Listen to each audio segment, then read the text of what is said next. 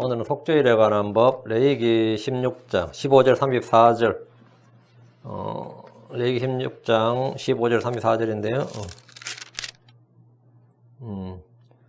제가 사실 이거 요절을 안 적어놔가지고, 동주가 요절을 뭐 할 거 그래서 내가 속죄할진이라 찾아서 적어라 했더니만은 33절이 속죄할진이래요. 33절이 요절입니다. 잘 적어놨네. 33절입니다. 레위기 16장 33절 같이 읽습니다. 33절. 거룩한 성소를 위하여 속죄하며 회중의 성막과 제단을 위하여 속죄하고 또 제사장들과 회중의 온 백성을 위하여 속죄할지니라. 제가 이제 이 타이핑을 다 치고 나면 원고 편집을 이제 동주가 해요. 이제 굵은 글자로 쓸까 굵은 글자로 하고 이제 하면서 요절을 내가 안 적었더니만 요절 뭐냐 그래서 속죄할지니라 찾아봐라 했어요. 속죄할지니라. 33절이 속죄할지니라. 속죄일이죠. 어톤먼 데이라 그럽니다. 지난번에 했었고 오늘 이제 계속해서 뒤에 부분. 오늘 다룰 본문 말씀은 계속해서 속죄일에 관한 법입니다. 15절, 19절은 백성을 위한 속죄제고요. 20절, 28절은 속죄 염소에 관한 것입니다. 잠깐 기도하고 합시다. 오늘 좀 많습니다. 그런데 뭐 페이지 자체는 똑같아요. 7페이지요. 양은 많은데 본문은 많은데. 위대하여 거룩한 주 안에 감사합니다. 하나님께서 은혜 복을 주시고 주의 영을 충만케 하기 위해서 오늘도 이 말씀에 기름 부어주시고 저희 모두가 하나님의 말씀을 통해서 우리의 속죄 양이 되시고 우리를 위해 속죄 헌물이 되시고 희생 헌물이 되시고 또 아버지 하나님 주를 위해 핏불을 받은 그 염소 다음에 광야로 보내임을 받은 죄를 제거하기 위해서 멀리 보냄을 받은 속죄 염소 그 대신 우리 주 예수 그리스도의 모형을 여기서 봅니다. 전나인 주 하나님 말씀을 통해서 언제나 예수를 관한 증언들을 볼 수 있기를 원하옵고 저희 눈을 밝게 열어주셔서 주의 법에서 나오는 놀라운 것들을 보게 하여 주시고 저희 귀를 열어주셔서 이것이 다 잘 들리고 마음에 잘 쌓아질 수 있도록 아버지 하나님께서 은혜 허락하여 주시기를 간구합니다. 도와주십시오. 종의 말씀을 전할 때 영감 있게 은혜롭게 권능 있게 경외롭게 정언하게 하시고 듣는 모든 혼들이 동일하게 화답할수록 도와주십시오. 이 시간에 이 자리에 있는 혼들이 복되고 은혜롭고 아버지 하나님 새 힘을 얻는 그런 시간이 되도록 인도해 주십시오. 감사드리며 주의 성기도 합니다. 아멘. 예. 대제사장은 먼저 자기 자신을 위해서 숫소로 한 마리를 잡았죠. 그건 자기 자신과 자기 가족들을 위한 것이었습니다. 그리고 나서 이제 속죄제를 드려요. 다음에는 온 이스라엘 백성들을 위해서 속죄제를 드립니다. 사운드가 좀 울린다. 예, 백성을 위한 죄물은 예, 자기를 위해서는 속죄제가 저거죠. 숫소였고 백성을 위한 죄물은 염소입니다. 세 번째로 지성소에 들어가서 숫소의 피를 뿌렸던 것 같이 염소의 피를 뿌립니다. 첫 번째는 향을 가지고 간다고 했죠. 다음에는 자기를 위해서 숫소의 피, 다음에 이번에는 세 번째가 염소의 피입니다. 희생물을 죽이고 그 피를 뿌림으로 속죄하는 일은 우리 주 예수님께서 죽으시고 그 피를 흘리시는 것을 통해서 모든 죄인들의 죄와 굴복을 사면하시고 제거하시고 화해를 이루시는 것을 예표하는 겁니다. 황소와 염소의 피를 통해서 숫소가 황소니까요. 황소와 염소의 피를 통해 육체를 거룩히 구별하고 정결하게 하듯이 예수님의 피를 통해 우리의 양심을 깨끗하게 합니다. 히브리 13장 11절 그 짐승들의 피는 죄로 인하여 대제사장이 성소 안으로 가지고 들어가고 그것들의 몸은 진영 밖에서 불사르느니라. 여기 보면 그 짐승들의 피는 죄로 인하여 대제사장이 성소 안으로 가지고 들어가고 그 대제사장이 성소 안으로 가지고 들어간다 할 때 이 대제사장이 성소 안으로 가지고 이게 지금 속죄일에 관한 말씀이죠. 그것들의 몸은 진영 밖에서 불살지니라 했는데 이것도 속죄일에 했던 일입니다. 속죄일에 대제사장은 숫소와 염소의 피를 가지고 지성소안으로 들어갔습니다. 이 피 흘림이 없으면 죄의 사면이 없습니다. 히브리서 9장 22절에 율법에 따라 거의 모든 것이 피로서 깨끗하게 되나니 피 흘림이 없은즉 사면이 없느니라 했습니다. 예수님께서 율법 아래 나셔서 율법의 저주를 받으시고 십자가에 못 박혀 죽으신 그 자신의 피를 통해 백성들의 죄를 사면해주고 죄인들을 깨끗하게 해주기 위해서입니다. 자, 본문을 봅니다. 16장 15절 그 뒤에 그는 또 백성을 위한 제헌물의 염소를 잡아 그것의 피를 가지고 휘장 안으로 들어가서 이제 세 번째 들어가는 거죠. 지금 이게 그것의 피를 가지고 휘장 안으로 들어가서 그 숫소의 피로 행한 것 같이 그 피로 행하여 긍휼의 자리 위와 긍휼의 자리 앞에 그것을 뿌릴지니라. 처음에는 향을 가지고 들어갔고 두 번째는 숫소의 피를 가지고 들어갔고 세 번째는 염소의 피를 제헌물의 염소의 피를 가지고 들어가는 거죠. 자신을 위해 숫소의 피를 지성소로 가지고 들어가서 뿌린 뒤에 아론은 또 백성을 위한 제헌물의 염소를 잡아서 그것의 피를 가지고 휘장 안으로 지성소 안으로 들어갑니다. 숫소의 피를 가지고 한 것과 똑같이 염소의 피를 가지고 똑같이 행하면 됩니다. 긍휼의 자리 위에 뿌리고 다음에는 긍휼의 자리 앞에 그 피를 뿌리면 됩니다. 긍휼의 자리 앞이란 말은 휘장과 긍휼의 자리 사이로 바닥을 말합니다. 긍휼의 자리 위에는 주님이 직접 임재하시는 장소로서 주 앞에 드린 것과 주 앞에 드리는 피입니다. 그 앞에 뿌리는 것은 지성소 전체가 거룩한 장소이며 성막 전체를 정결하게 하기 위해서입니다. 성소는 제사장들이 날마다 들어와 율법에 따라 여러 가지 섬기는 일을 합니다. 그러다 보니까 성막 자체도 부정함에 노출되어 있었습니다. 주님은 성막 자체의 부정함을 이 피로써 정결하게 하셨습니다. 16절 그는 이스라엘 자손의 부정함과 그들의 모든 죄로 말미암은 범법들로 인해 성소를 위하여 속죄하고 또 부정함 속에 거하는 자들 가운데 머무는 회중의 성막을 위하여 그가 잘지니라. 이건 참 16절은 독특한 말씀이죠. 백성을 위해서가 아니라 뭐라고요? 백성들로 인해서 이스라엘 자손의 부정함과 그들의 모든 죄로 말미암아 범법들로 인해 성소를 위해 속죄하고 부정함 속에 거하는 자들 가운데 머무는 회중의 성막. 성막이 어디 있죠? 이스라엘 회중 한가운데 있었죠. 그 죄인들 가운데 성막이 지금 딱 자리 잡고 있단 말이죠. 그 성막이 어디 있냐면 죄인들 한가운데 있어요. 그 부정함 속에 거하는 자들 가운데 머무는 회중의 성막을 위하여 그와 같이 할지니라. 사람들이 무슨 일이 있을 때 자기 집을 깨끗이 청소하는 것처럼 주님은 속죄일에 속죄 염소의 피를 통해서 성막 전체를 정결하게 하는 속죄일을 이스라엘 대제사장하고 그 가족들 그리고 이스라엘 온 회중뿐만 아니라 이 성막 전체도 속죄하라 해요. 성막 전체가 뭐라고요? 회중 한가운데 지금 부정함에 노출되어 있었단 말이죠. 그건 뭐 계속해서 그러니까 성막 전체를 정결하게 하는 속죄하는 일을 하셨는데 본문 보시기 바랍니다. 대제사장은 이스라엘 자손의 부정함과 그들의 모든 죄, 모든 범법들로 인해 성소를 속죄했습니다. 속죄의 장소로 성소는 거룩한 장소지만 사람들의 부정함과 불법과 죄로 가장 많이 더럽혀진 장소가 또한 성소입니다. 이스라엘의 가장 거룩한 장소지만 사실은 뭐죠? 가장 더러운 장소 중에 하나죠. 왜? 모든 불법과 죄가 다 이리로 와서 속죄를 해야 되니까. 성막은 부정함 속에 가는 자들 가운데 머물고 있습니다. 성소를 위하여 속죄하고 이 말씀은 지성소와 성소 및 희생제물을 드리는 모든 것들, 성막에 있는 모든 것들을 1년에 한 번씩 피로써 정결하게 하는 걸 말합니다. 모든 기구들, 그게 뜰에서부터 시작해가지고 말이죠. 다음에 성소, 지성소에 있는 모든 기구들. 이걸 다 전체를 이제 회중의 성막 전체를 이제 속죄하는 거죠. 깨끗하게 하는 거죠. 속죄일에 드린 염소의 피는 백성들의 죄뿐만 아니라 이 성소 자체를 정결케 하는 일에 사용이 되었습니다. 성막은 하늘에 있는 성소의 모형으로 이 땅의 백성들 가운데 있습니다. 하늘에 계신 예수 그리스도는 우리와 같은 몸을 입고 이 땅에 오셨고 그분은 늘 죄인들 가운데 가셨습니다. 예수님은 거룩하신 분입니다. 그러나 그분은 사람들의 죄와 불법으로 인해 상하셨습니다. 부정한 사람들, 질병에 걸린 사람들, 죄와 불법으로 더럽혀진 사람들이 모두 그분에게 나왔기 때문에 주님은 언제나 죄인들 한가운데 계셨습니다. 백성들 한가운데 거하셨다. 그것도 맞지만 언제나 주님이 접촉하는 사람들은 누구였어요? 깨끗하고 거룩한 사람들이 아니라 언제나 부정한 사람들, 불법과 죄로 얼룩진 사람들이었습니다. 그러나 예수님은 사람들로 인해서 자신이 더럽히지 않으셨고 도리어 사람들을 정결하게 깨끗하게 하셨습니다. 17절 그가 성소에 속죄하러 들어가서 자기와 자기 집안과 이스라엘 온 회중을 위해 속죄하고 나올 때까지는 아무도 회중의 성막에 있지 못할 것이며 이게 또 속죄일에 있는 독특한 일이에요. 성소에 이제 그가 할 때 아론이죠. 대제사장입니다. 성소에 속죄하러 들어가서 지성소로 들어간 거예요. 자기와 자기 집안, 이거 수소로 하는 겁니다. 다음에 온 회중을 위해, 이건 뭐죠? 염소로 하는 거죠. 속죄하고 나올 때까지는 아무도 회중의 성막에 들어가지 못한다. 아니, 아무도 회중의 성막에 있지 못한다. 잊지 못할 것이며 건드라. 대제사장은 성소에 속죄하러 들어가서 자기와 자기 집안과 이스라엘 온 회중을 위해 속죄를 하는데 수소의 피와 염소의 피를 들고 지성소로 들어가서 긍휼의 자리에 그 앞에 뿌렸습니다. 아론이 이 일을 하기 위해서 성소 안으로 들어가서 나올 때까지 그 일을 끝마칠 때까지 이 일을 끝마칠 때까지 아무도 회중의 성막에 있지 못한다. 그 말은 뭐냐? 아론이 대제사장이죠. 아론의 아들들은 제사장들이죠. 아론의 아들들인 제사장들조차도 성소 안으로 들어갈 수 없고 그 앞에 있는 것조차 허락되지 않았습니다. 여기는 아론 혼자만 있는 거예요. 그래서 지성소는 하나님이 임재가 있고 지금 아론 혼자예요. 아무도 여기 있을 수가 없다. 이 부분에 여기는 아예 접근 불허입니다. 그 앞에 있는 것조차 허락되지 않았습니다. 속죄일에 속죄하는 일은 대제사장 홀로 행하는 일이다.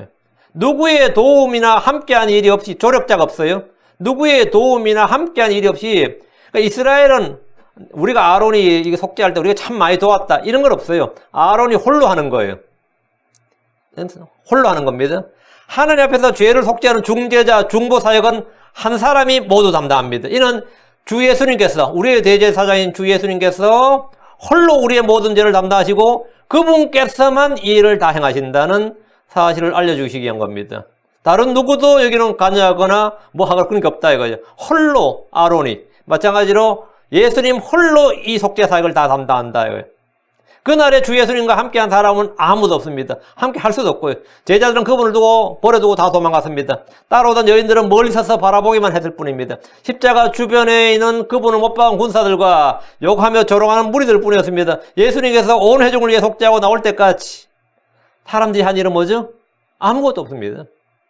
아무것도. 뭐 그 앞에서 뭐 금식하며 기도 그런 거 아니에요. 아예 그 부근에 있지 못할지니라. 그래서 아무도 회중의 성막에 있지 못했던 것처럼 주 예수님께서 죽으시고 부활하시는 날까지 아무도 그분 곁에 있을 수 없습니다. 18절. 그는 주 앞에 제단 앞으로 나와서 그것을 위해 속죄할지니 그 숫소의 피와 염소의 피를 취하여 제단의 뿔들에 돌아가며 바르고, 대제사장 아론은 주 앞에 제단으로 나와서 제단을 위해 속죄했습니다. 제단은 늘 피와 죽음이 있는 곳입니다. 번제단이죠. 제단은 주께 희생물 드린 곳으로 죄인들이 헌물에 안수를 했고 죄인들 대신 희생물이 죽는 장소입니다. 그리고 거기에 불이 있어서 태우죠. 아론이 날 제단을 위해 속죄했는데 숫소의 피와 염소의 피를 취해 제단의 뿔들에 돌아가며 발랐습니다. 왜? 이제 제단을 다 회중의 성막 전체를 깨끗하게 하기 위해서죠. 이 피는 분향제단의 뿔들에도 발랐습니다. 성소 안에 있는 분향제단의 뿔에도 발랐습니다. 출애굽기 3장 10절에 보면 아론 한 해에 한 번 분향제단의 뿔들 위해서 속죄의 죄헌물에 피로 속죄할지니, 아론은 한 해에 한 번, 이게 언제죠? 7월 10일 말이에요. 아론은 한 해에 한 번 분향제단의 뿔들 위해서, 분향제단이라는 것은 밖에 번제단은 밖에 있었고 분향제단은 성소 안에 있었죠. 분향제단의 뿔들 위해서 속죄의 죄헌물의 피로 속죄할지니 그는 너희 대대로 한 해에 한 번 그 제단 위에서 속죄할지니라. 그것은 주께 지극히 거룩하니라. 속죄, 번제단이나 분향제단도 속죄했다. 제단은 1년에 단 한 번 속죄헌물의 피로서 속죄합니다. 밖에 있는 제단이나 성소 안에 있는 분향단 모두 다 피로, 이 속죄 염소의 피로 속죄를 했습니다. 깨끗하게 했습니다. 19절. 또 자기 손가락으로 그 피를 그 위에 7번 뿌려서 이스라엘 자손의 부정함으로 제단을 정결하게 하고 거룩하게 할지니라. 제단을 정결하게 하고, 대제사장이 제단에 피를 바를 때 그는 그 피를 그 위에 7번 뿌렸습니다. 이로써 이스라엘 자손의 부정함으로 제단을 정결하게 하고 거룩하게 합니다. 일반적으로 사람들은 뭔가를 씻을 때 사람은 물을 사용하죠. 주님은 성전 대청소를 물로 하시는 것이 아니라 피로서 하셨습니다. 거의 모든 것이, 율법에 따른 거의 모든 것이 피로서 정결하게 되었나니 했죠. 거의 모든 것이 할 때 이건 뭐냐면 지성소에서부터 밖으로 나오는 제단의 뿔까지 말하는 겁니다. 물론 이제 뭐 밖에 물두멍도 있고 여러 가지 다른 기구도 있는데 그것들은 피를 안 발랐어요. 그래서 히브리서에 보면 거의 모든 것들이, 거의라는 말이 있죠. 거의 모든 것 할 때는 지성소에부터 여기 밖에 제단의 뿔까지를 피로서 뿌렸단 말이죠. 그래서 피로서 깨끗하게 정결케 되었다 이 말이죠.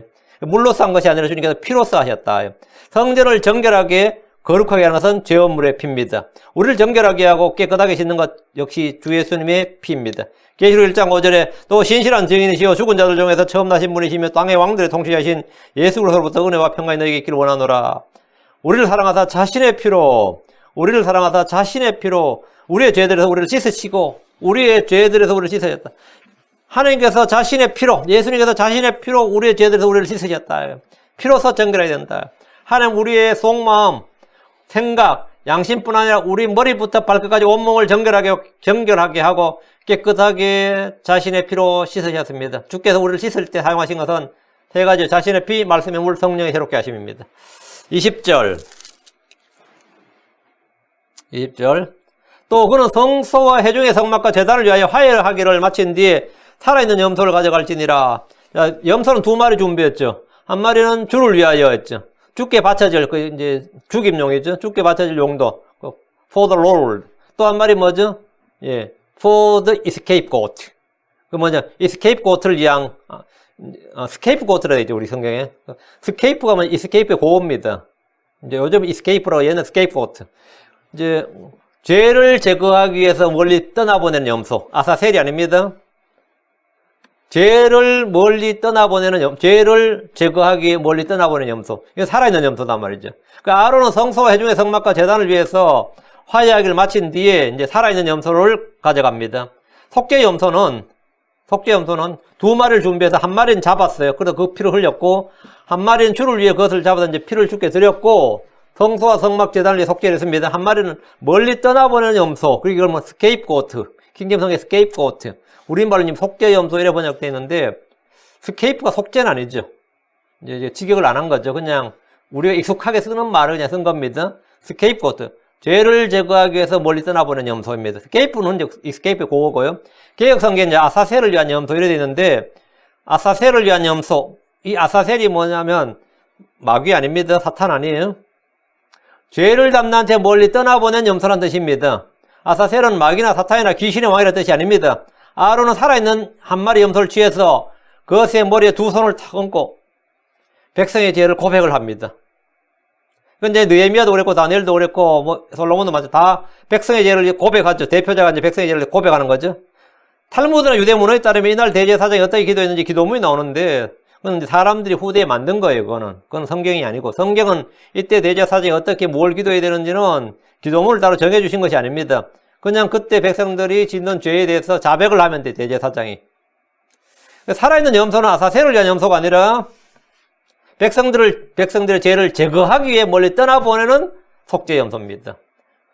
백성들의 죄를 제거하기 위해서 멀리 떠나보내는 속죄의 염소입니다. 21절. 아론은 살아있는 염소의 머리에 두 손으로 안수하고 이 말은 손을 얹고 이 말이에요.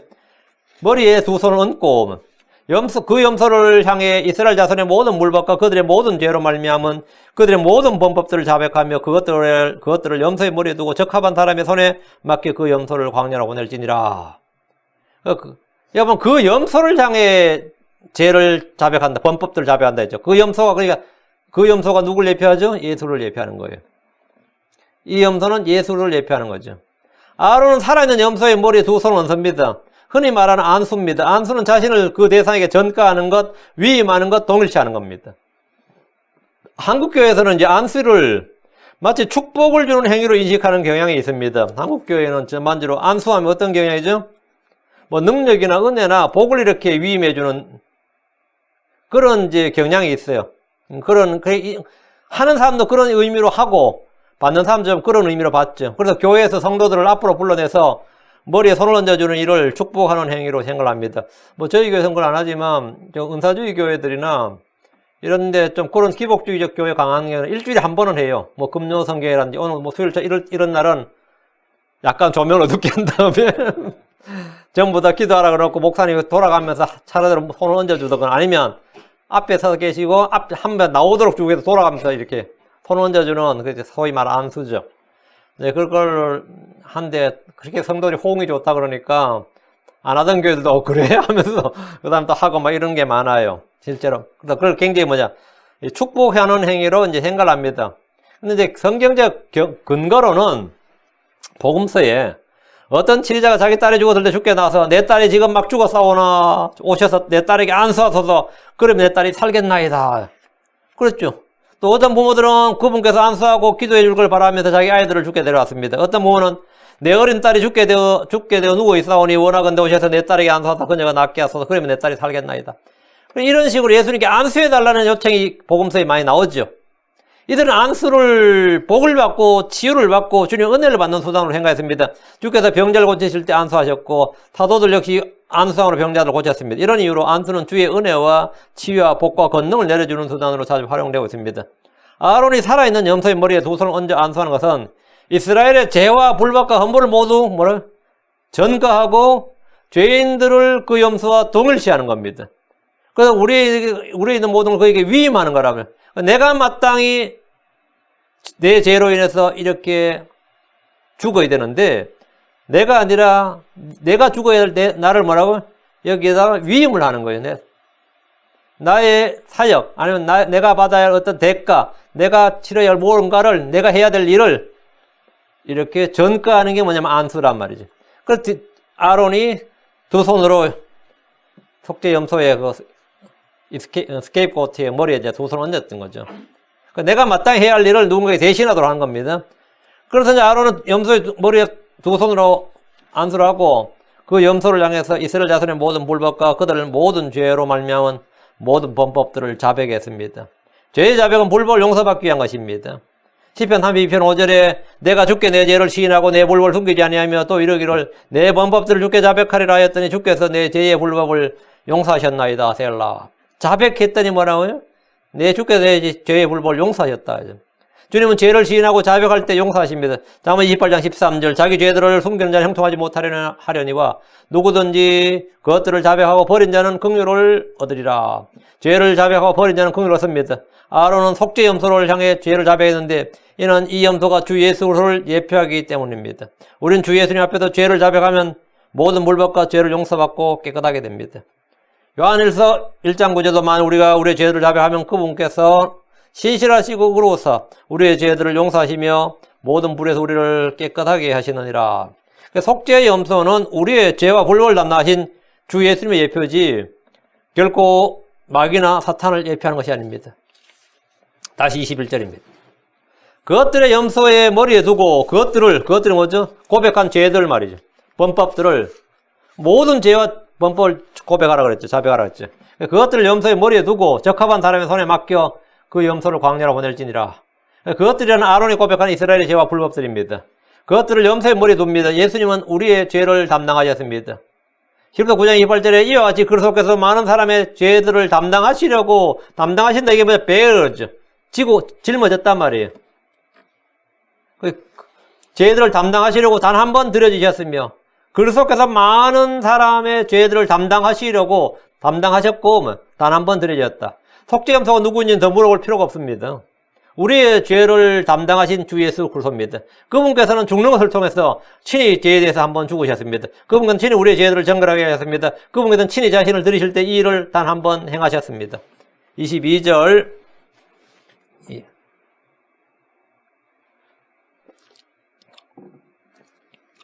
염소가 그들의 모든 불법을 자기 위에 짊어지고 사람이 거주하지 아니한 땅에 이르거든 그는 그 염소를 광야에서 놓아줄지니라.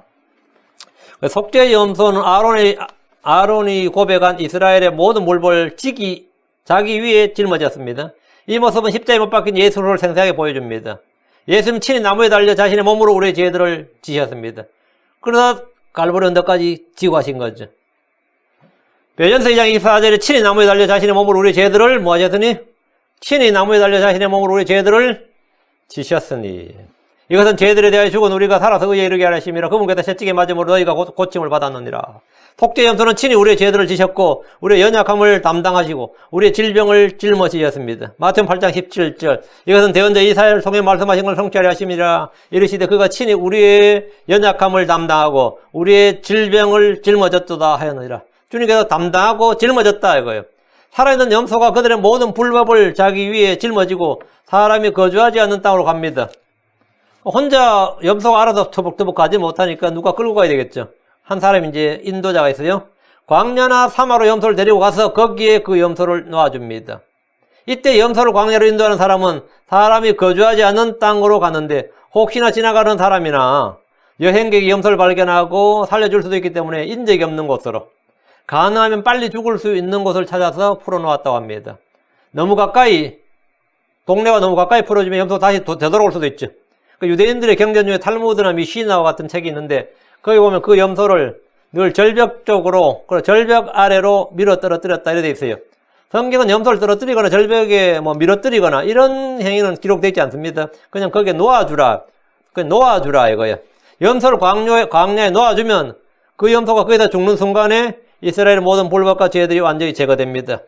예레미야 50장 20절 주가 말하노라 그 날들과 그때에 이스라엘의 불법을 찾을지라도 아무것도 없을 것이며 유다의 죄들을 찾을지라도 찾지 못하리니 내가 남겨놓는 자들을 내가 용서하리라. 왜냐하면 그날과 그때 이스라엘의 불법을 찾을지라도 아무것도 없다.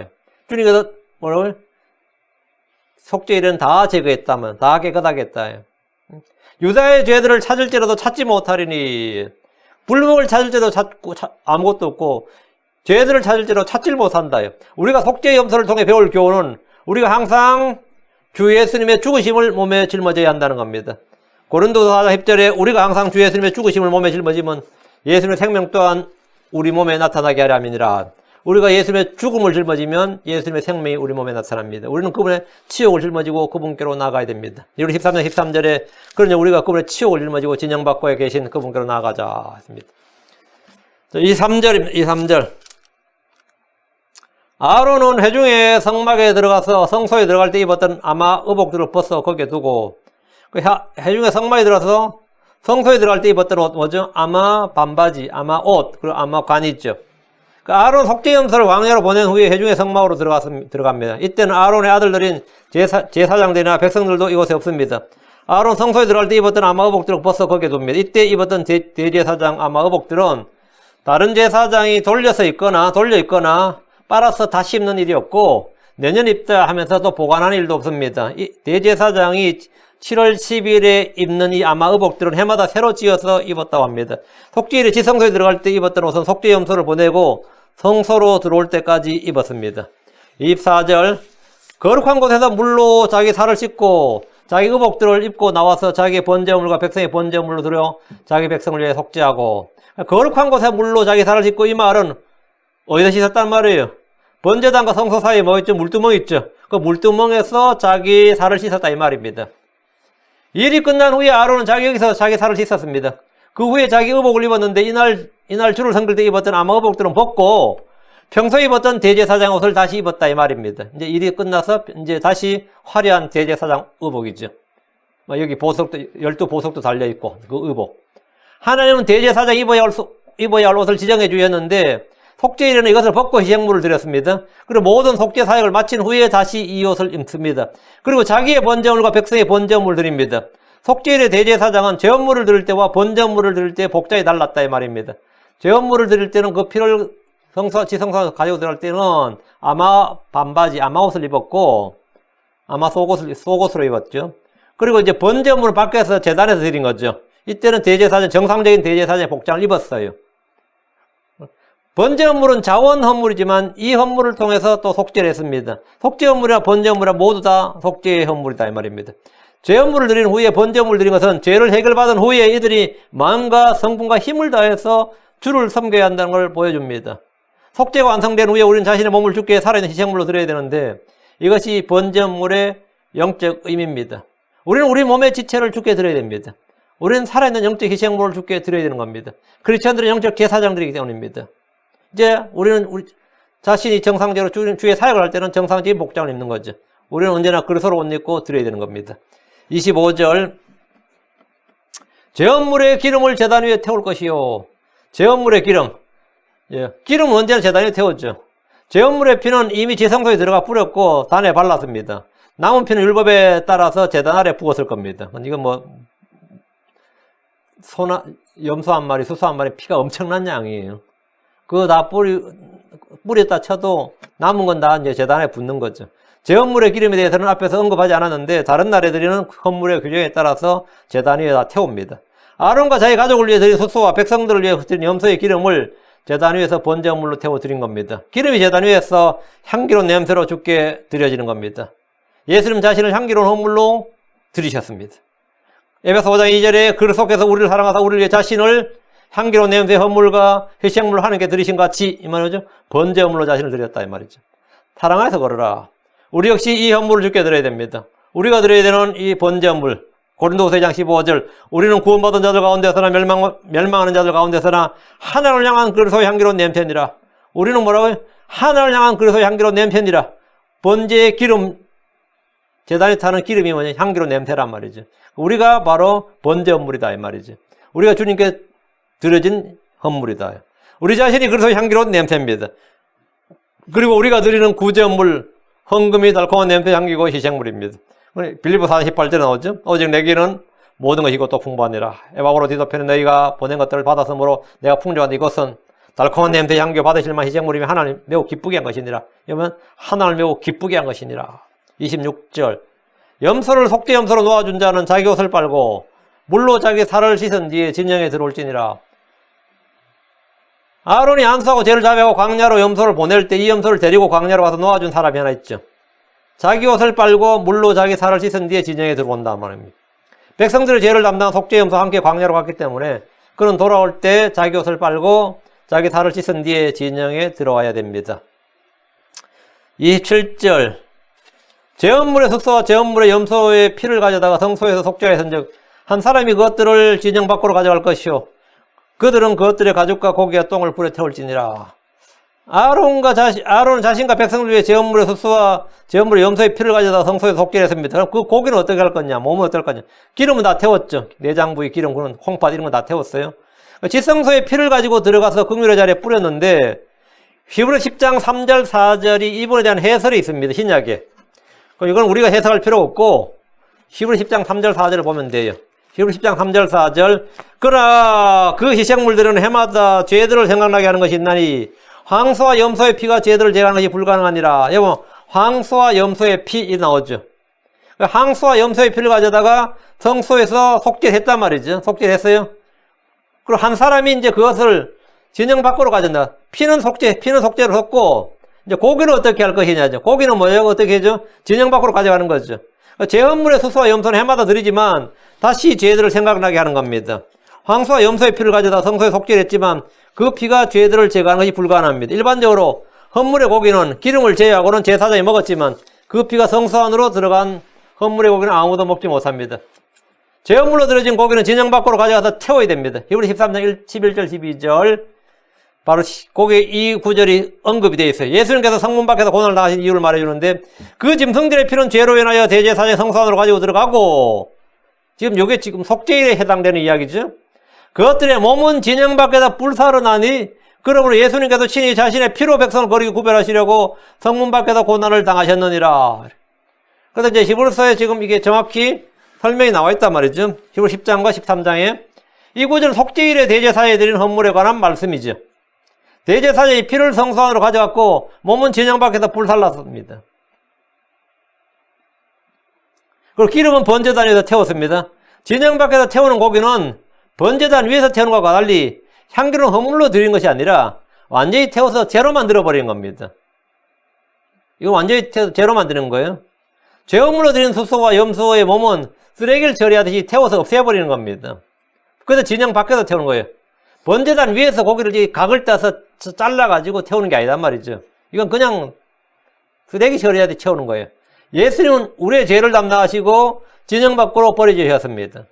그분의 몸은 십자가 위에 달리셨고 그분의 혼은 지옥에 버려지셨습니다. 율법은 예수님의 사역을 매우 잘 증언하고 있습니다. 지금 잘 증언하고 있어요. 28절 그것들을 태우는 자는 자기 옷을 빨고 물로 자기 살을 씻은 뒤에 진영에 들어올지니라. 자, 이제 이날 대제사장의 사역을 돕는 사람이 지금 나오죠. 아무도 지금 성소 안에 못 들어와. 성소 안에 있지 말지니라 했잖아요. 사역을 이제 하고 속죄 염소 밖으로 진영 밖으로 내보낼 때, 광야로 내보낼 때 한 사람 썼고, 또 지금 이건 번제 헌물 드릴 때 뭐요? 이 고기들 밖에 진영 밖으로 가져가서 태울 사람 썼죠. 제헌물의 수소와 염소의 고기를 태우는 자는 자기 옷을 빨고 물로 자기를 씻은 뒤에 진영에 돌아와야 됩니다. 이제 돌아올 때는 이제 진영 밖으로 나갔으니까 제헌물을 가지고 나갔으니까 그걸 자신은 들어올 때는 자기를 씻고 들어와야 된다 이거.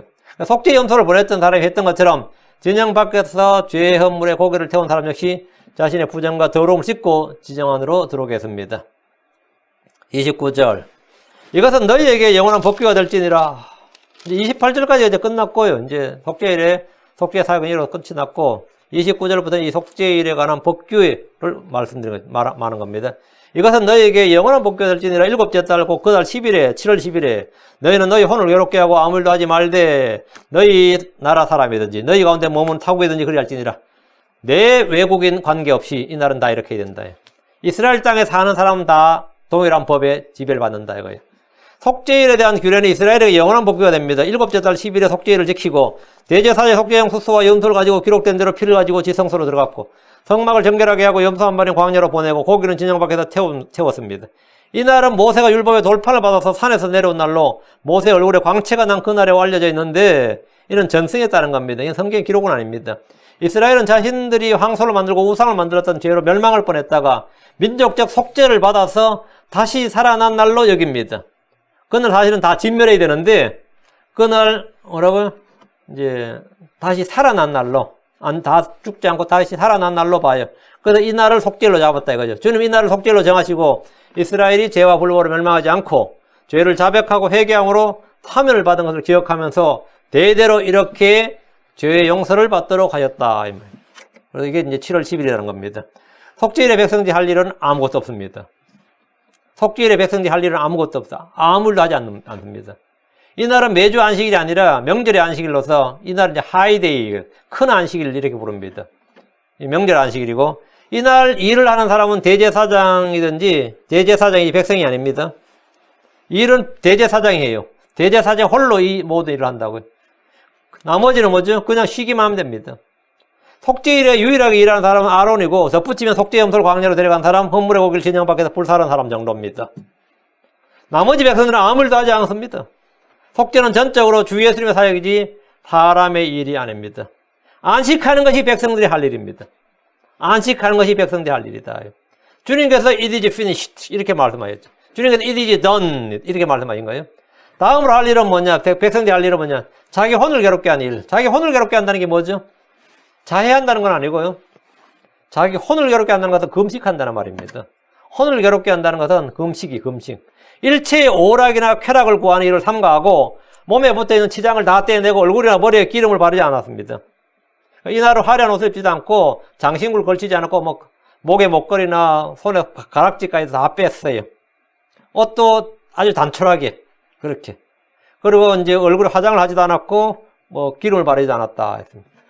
속죄일은 이스라엘에 사는 내외국인을 구분하지 않고 모두 다 이렇게 해야 됐습니다. 속죄일에는. 속죄일에 음악을 틀거나 음주나 가물을 즐기는 따위 이런 나는 외국인인데 이건 해당 사항 없어요. 다 처벌됩니다. 용납되지 않았습니다. 이스라엘에 사는 타국인들도 이날은 이스라엘과 더불어 이 법을 따라서 행해야 됩니다. 그렇지 않으면 이스라엘 살아서는 안 되죠. 30절. 그날에 제사장이 너희를 위해 속죄하여 너희를 정결하게 하리니 이로써 너희가 너희의 모든 죄에서 떠나 주 앞에 정결하게 되리라. 그날에 제사장이 너희를 위해 속죄하여 너희를 정결하게 하리니 제사장이 속죄로 말미암아 백성들이 어떻게 됐다는 거죠? 정결하게 됐다. 이거. 너희가 너희를 정결하게 뭘 한 게 아니다. 이거. 제사장이 너희를 위해 속죄해서 너희를 정결하게 했다. 이거. 제사장이 너희를 위해 속죄해서 너희를 정결하게 하리니 이로써 너희가 너희 모든 죄에서 떠나 주 앞에서 정결하게 되리라. 죄가 다 사면된 거죠. 그러니까 속죄일에 대제사장이 드린 희생물은 온 백성에게 미치는 온 백성에게 그 정결함 깨끗하게 하는 일이 미쳤습니다. 근데 이 일은 해마다 반복이었어요. 왜? 이는 짐승의 피가 죄를 완전히 제거하는 것이 불가능했기 때문입니다. 그 피의 효력이 영속적이지 않았습니다. 템포럴이었어요. 하지만 율법 안에서 속죄 규례에 따라서 이 일을 하면 그들은 모든 죄에서 떠나서 주 앞에서 정결하게 됩니다. 이스라엘은 주께서 오실 때까지 이 일을 반복함으로써 정결하게 되었습니다. 그리고 예수님께서 파이널 세크리파이스가 된 겁니다. 예수님이 마지막 속죄물이 된 거예요. 예수님께서 마지막 속죄물이 되어서 자신을 단 한 번 자신의 몸을 들여서 영원한 희생물 속죄를 이루셨고 예수님은 영원한 대제사장이 된 겁니다. 31절. 그날은 너희에게 안식하는 안식일인즉 너는 이런 너희 혼을 괴롭게 하되 영원한 법궤에 따라 그리할지니라. 그날은 너희에게 안식하는 안식일인즉 이게 이제 큰 명절이라고 그랬죠. 이게 하이데이라고 그랬고요. 너희는 너희 혼을 괴롭게 하되 이만 금식하란 말이고 영원한 법궤에 따라 그리할지니라. 이건 영원한 법궤다.